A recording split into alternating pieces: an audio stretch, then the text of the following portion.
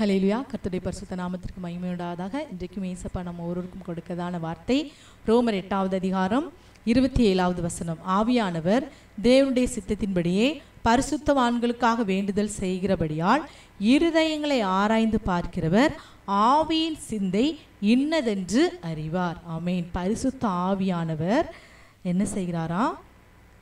தேவனுடைய சித்தத்தின்படியே பரிசுத்தவான்களுக்காக வேண்டுதல் செய்கிறார். அவர் பரிசுத்தவான்களுக்காக வேண்டுதல் செய்கிற தேவன் இருதயங்களை என்ன செய்கிறார்? ஆராய்ந்து பார்க்கிறார். இருதயத்தை ஆராய்ந்து பார்க்கிறவர் ஒவ்வொரு மனுஷனுடைய ஆவியில அவன் எந்த சிந்தையோடு வாழ்கிறான் என்பதை அவர் என்ன செய்கிறாரா?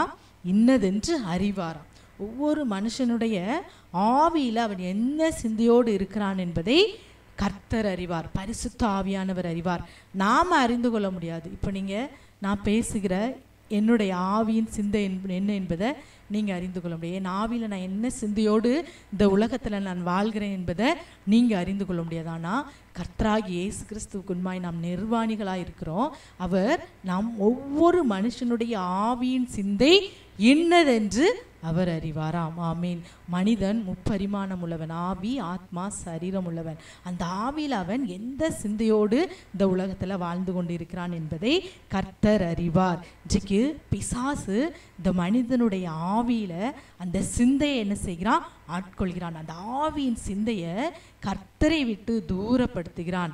கண்களின் இச்சை, மாம்சத்தின் இச்சை, ஜீவனத்தின் பெருமை, இப்படிப்பட்ட சிந்தைகளை ஒவ்வொரு மனுஷனுக்குள்ளும் அந்த பிசாசு விதைத்து, அதெல்லாம் கர்த்தரால் உண்டானதில்லை, பிசாசால் உண்டானது என்று பார்க்கிறோம். அப்போ பிசாசானால் உண்டான இந்த கிரியைகளை, இந்த சிந்தைகளை ஒவ்வொரு மனுஷனுடைய ஆவியிலும் பிசாசு என்ன செய்கிறான்? விதைக்கிறான். சிந்தையாய் விதைக்கிறான். இப்படி தவறான சிந்தைகள் பாவ உணர்வு, அப்புறம் இச்சை, பயம், கவலை, பலவிதமான ஆசைகள், உலக இன்பங்கள், பெருமை, எரிச்சல், பகை, விரோதம், சந்தேகம், பொறாமை, அவிசுவாசம், பலவீனம் மற்றும் தோல்வி, இவைகள் சம்பந்தப்பட்ட அனைத்து எண்ணங்களையும் சிந்தனைகளையும் பிசாசு என்ன செய்கிறானா?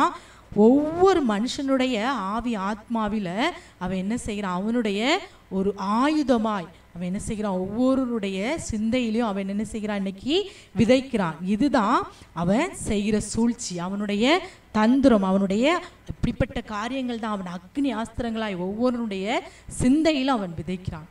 இப்படிப்பட்ட சிந்தைகள், பயங்கிற சிந்தை வரும்போது, கவலை என்கிற சிந்தை வரும்போது, பெருமை என்கிற அந்த ஆவியின் சிந்தை, அந்த சிந்தையை அப்படி பிசாசுக்கு எடுக்கும்போது, எதை பார்த்தாலும் பயங்கிற ஒரு காரியத்தை பிசாசு விதைக்கும் போது நாம் என்ன செய்யணும்?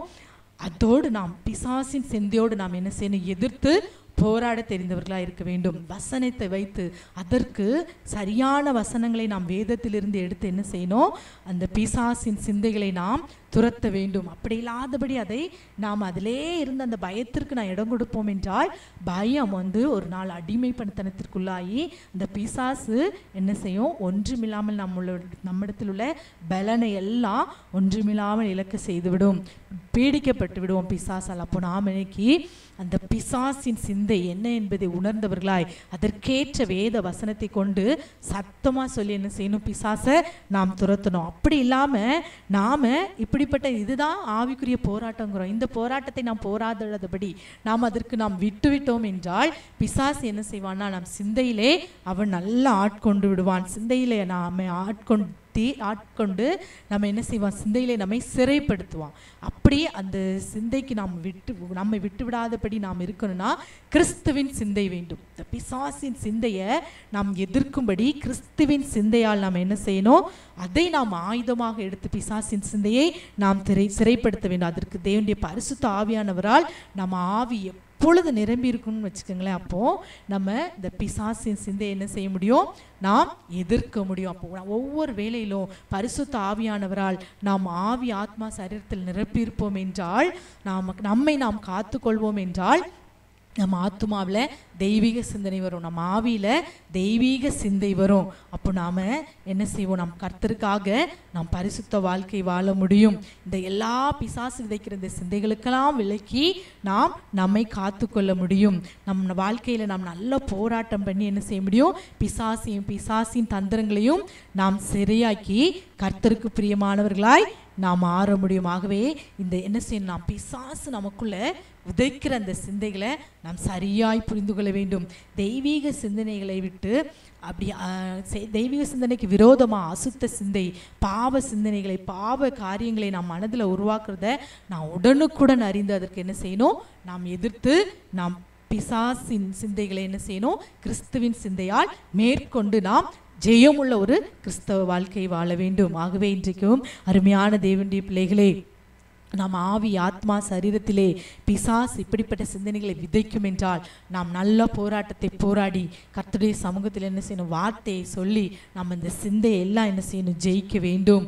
நாம் ஆவியின் சிந்தை இன்னதென்று அறிவார். ஒவ்வொருவனுடைய ஆவியின் சிந்தை இன்னதென்று கர்த்தர் அறிவார். அப்போ நம்ம ஆவியில் சரியான ஒரு சிந்தையுள்ளவர்களாய் வாழ்வோம். இன்றைக்கு பெருமைக்காக இருக்கிறவங்கள கர்த்தர் அறிவார். ஊழியமே செய்யலாம், ஆனால் அவங்க பெருமையோடு செய்வார்கள் என்றால் அந்த பெருமையின் சிந்தையும் ஏசப்பா அறிவாங்க. ஏசப்பா எல்லாத்தையும் பார்த்துட்டு இருக்கிறாங்க.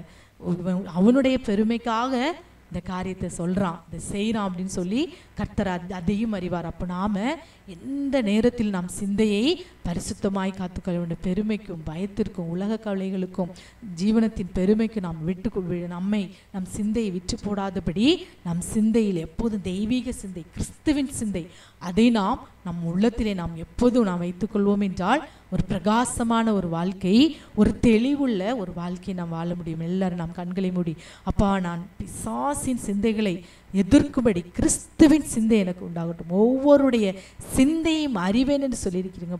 ஆவியின் சிந்தை, ஒவ்வொரு மனுஷனுடைய ஆவியின் சிந்தை இன்னதென்று நான் அறிவேன் என்று சொல்லியிருக்கிறீங்கப்பா. நீர் அறிகிற தேவனாய் இருக்கிறீர். என் ஆவியின் சிந்தை இந்த நாளில் மாற்று. ஒருவேளை என் ஆவியில் பெருமை இருக்கும் என்றால், ஒருவேளை என் ஆவியில் ஒரு பொய், ஒருவேளை என் ஆவியில் ஒரு பாவம், ஒரு துரிச்சை, மாம்சத்தின் இச்சை, கண்களின் இச்சை, வேசித்தனம் அப்படிங்கிற ஒரு காரியங்கள் இருக்கும் என்றால், பயம் என்கிற சிந்தை இருக்கும் என்றால், இந்த நாளில் அப்படிப்பட்ட சிந்தைகளை விதைக்கிற பிசாசின் சிந்தைகளை இந்த நாளில் கிறிஸ்துவின் சிந்தைகளால் ஜெயம் எடுக்க, நல்ல ஆவிக்குரிய போராட்டத்தை போராடி ஜெயிக்க இந்த நாளில் நீர் எனக்கு கிருபை செய்யுங்க அப்பா.